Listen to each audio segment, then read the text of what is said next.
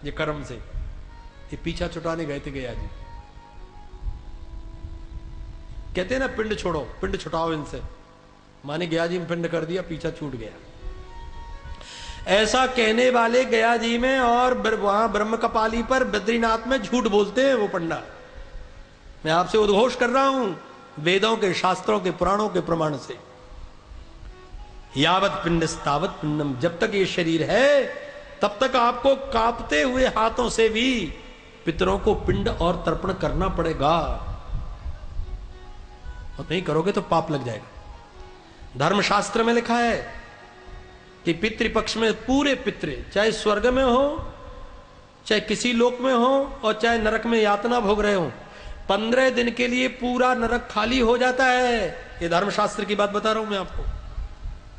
सारे पितर अपने अपने अंश वंशधरों के पास वायु रूप में आकर बैठते हैं। जल देते हैं तो जल पीते, पिंड देते हैं तो पिंड खाते, और कोई सत्कर्म कर लें, गीता पाठ, विष्णु सहस्त्रनाम, भागवत पाठ, भागवत की कथा, इस पुण्य को लेकर नरक छोड़ करके सीधे बैकुंठ की यात्रा करते हैं। और जो दुरात्मा 15 दिन तर्पण पिंड श्राद्ध नहीं करते, ऐसे पितृ शाप दे करके जाते हैं, जिनसे रोग, शोक, वियोग, व्याधि, हानि, कई प्रकार के उपद्रव आ जाते हैं। ये शास्त्रगत बातें बोल रहा हूं। अभी किसी ने लिख के दिया है कि महाराज जी बिंदु सरोवर पर, अरे बिंदु सरोवर का तो इतना बड़ा महत्व है, जहां भगवान नारायण के नेत्र से जल गिराओ। 100 बार गंगा जी में पिंड श्राद्ध तर्पण करने का फल मिलता है। इससे भी लाख गुना फल बिंदु सरोवर में प्राप्त होता है। प्रत्येक तीर्थ में श्राद्ध पिंड की तर्पण की आवश्यकता है। आप तीर्थ करने जाते हो, आपके पीछे पीछे आपके पितर वायु रूप में जाते हैं, और जब तीर्थ में आप पिंड श्राद्ध नहीं करते, तर्पण नहीं करते, शाप दे करके वो लौट कर अपने लोक में चले जाते हैं। अनुबंध है, अनुबंध जानते हो, अंग्रेजी शब्द भी है, किंतु व्यासपीठ से मैं अंग्रेजी का शब्द नहीं बोलना चाहता। ये अनुबंध है आपका, समझ गए होगे। और अनुबंध वाले को वो पूरा करना पड़ता है। इसलिए इस अनुबंध को पूरा करो, नहीं तो ये ऋण ये आपके ऊपर रह जाएगा। इसलिए इन कामनाओं की प्राप्ति के लिए पितरों की भी आराधना की बात बताई। बड़ी अच्छी बात कह रहे हैं व्यास जी, सुखदेव जी कह रहे हैं, अकाम सर्व कामो वा मोक्ष कामुदारधि तीव्रेण भक्ति योगे न यजेद पुरुषम परम। और यदि केवल भगवान की आराधना करे तो सारे देवताओं से जो जो मिलता है उसे अपने आप मिल जाएगा। चाहे राम जी, कृष्ण जी, विष्णु जी, शंकर जी, दुर्गा जी, इनकी आराधना करो तो भी सब कुछ मिलेगा। जो जो देवताओं से मिल रहा है वो सब प्राप्त हो जाएगा। सृष्टि के विषय में प्रश्न किया गया। उन्होंने विराट पुरुष की विभूति का और विराट पुरुष का बड़ा विस्तार से वर्णन किया। भगवान के 18 लीला अवतारों का वर्णन भी 17वें अध्याय में सुखदेव जी ने सुनाया। परीक्षित ने कई प्रकार के श्रेयस्कर कर्मों के प्रश्न किए। उन्होंने भगवान के भक्तों के 10 लक्षण का वर्णन किया। सुखदेव जी ने उद्धव जी का विदुर जी के पावन मिलन का वर्णन किया। जब उन्होंने भी सृष्टि विषयक चर्चा की तब उन्होंने ब्रह्मा के प्रादुर्भाव का वर्णन किया। कमललाल से ब्रह्मा आए, उन्होंने स्तुति की, भगवान ने कहा आदेश करो, और फिर कहा कि प्रजा की सृष्टि करो। तो ब्रह्मा ने सबसे पहले महातत्व बनाया। महातत्व में पृथ्वी, जलवायु, अग्नि, आकाश, 5 तत्वों का सूक्ष्मतम स्वरूप होता है। फिर अहंकार बनाया, भूत सर्ग बनाया, फिर इंद्रियां बनाई, फिर इंद्रियों के अधिष्ठाता देवता बनाए, जैसे नेत्रों के सूर्य भगवान, इनका निर्माण किया। ये एक एक अंग पर जो कल मैंने वर्णन किया था इसका। इसके पश्चात फिर मन बनाया, फिर अविद्या बनाई, फिर विकृत सृष्टि की, वृक्ष बनाए, पशु पक्षी बनाए, मनुष्यों देव सृष्टि में, और 8 प्रकार के देवता, पितर, असुर, गंधर्व, यक्ष, सिद्ध, चारण, विद्याधर, भूत, प्रेत, किन्नर, किमपुरुष, ये सब देवकोटि के हैं। भगवान ने जब मनुष्य को बना हुआ देखा, कहा बस बस बस बस अब कुछ मत बनाओ। मनोर्मनीषा मनजो निवासा, मेरा निवास स्थान बन गया। मैं देवताओं में रहूं न रहूं, लेकिन मैं मनुष्यों के भीतर रहूंगा। भगवान को मनुष्य इतने प्रिय हैं, अपना निजी भवन मानते हैं। रहने को तो आप यहां भी रह रहे हो, पर अपने घर में किस सुख से रहते हो। इसलिए भगवान को सारी सृष्टि में मनुष्य बहुत प्रिय है, बहुत प्रिय है। सब मम प्रिय सब मम उपजाए सबते अधिक मनुज मोहि भाई। मनोरमनीषा मनुजो निवासा, ये मनुष्य मेरा मुख्य निवास स्थान में आ रहूंगा, लेकिन जिस घर में भगवान को रहना है उस घर में हमने क्या क्या डाल रखा है। इतने अपवित्र विचार, इतने अपवित्र कर्म, भगवान रह पाएंगे? ये हाथों से बनाए हुए मंदिर है, आपने बनाया है, आपने। मंदिर में जाओ भैया, झूठ मत बोलो या गंदगी मत करो, ये भगवान का मंदिर है।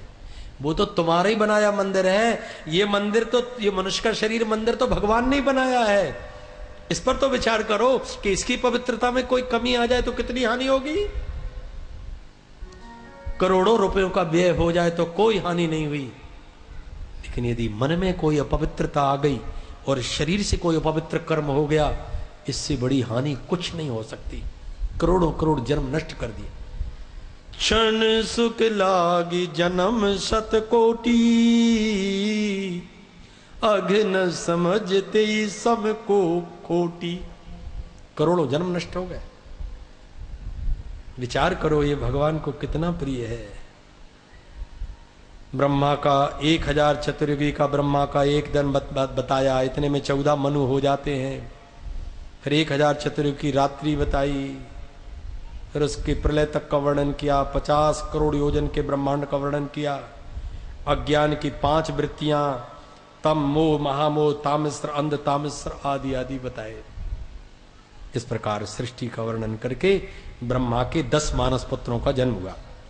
मरीचिरत्यंग्रशो पुलस्ता पुलह क्रतु भृगुर्वशिष्ठो दक्ष दशम तत्र नारद। मरीचि, अंगिरा, पुलस्त, पुलह, क्रतु, भृगु, वशिष्ठ, दक्ष और 10 में नारद जी। ये ब्रह्मा के 10 मानस पुत्र हुए।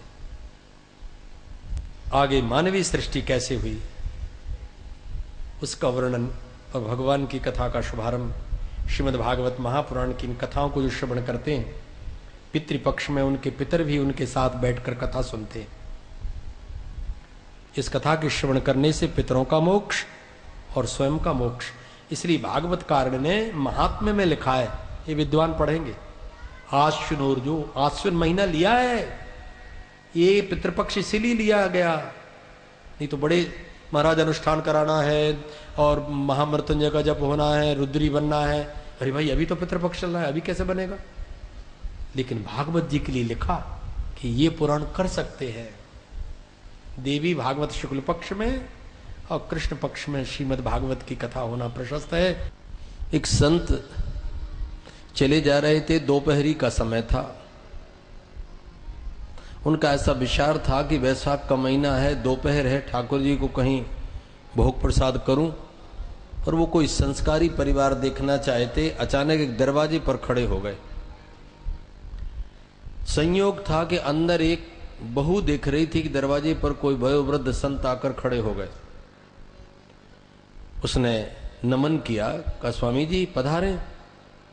महात्मा अंदर गए तो उसने आसन लगाया, शीतल जल पिलाया। महात्मा उसकी भाव भक्ति देखकर बड़े प्रसन्न हुए। जब वो चलने लगे तो उसने हाथ जोड़कर निवेदन किया कि महाराज जी दोपहर का समय हो गया है, आप चाहें तो भोजन फलाहार भगवत प्रसाद स्वीकार करें। महात्मा बोले बेटी इच्छा तो यही थी, भोजन का समय भी हो गया है, लेकिन घर में न तो तेरे सास ससुर दिखाई दे रहे, न तेरा पति दिखाई दे रहा है, तो मेरा विचार है फिर कोई आगे स्थान देखूंगा। तो बहू ने बड़ी विनम्रता से कहा महाराज जी सास ससुर और पति घर में नहीं है, लेकिन भोजन का सामान तो घर में है, आप आज्ञा करें तो मैं तुरंत व्यवस्था बनाऊं। महात्मा की स्वीकृति पाकर बहू ने बड़ी पवित्रता से चौका लगाकर चूल्हा जलाकर सारे पवित्र बर्तन रखे और महात्मा भोजन बनाने लगे।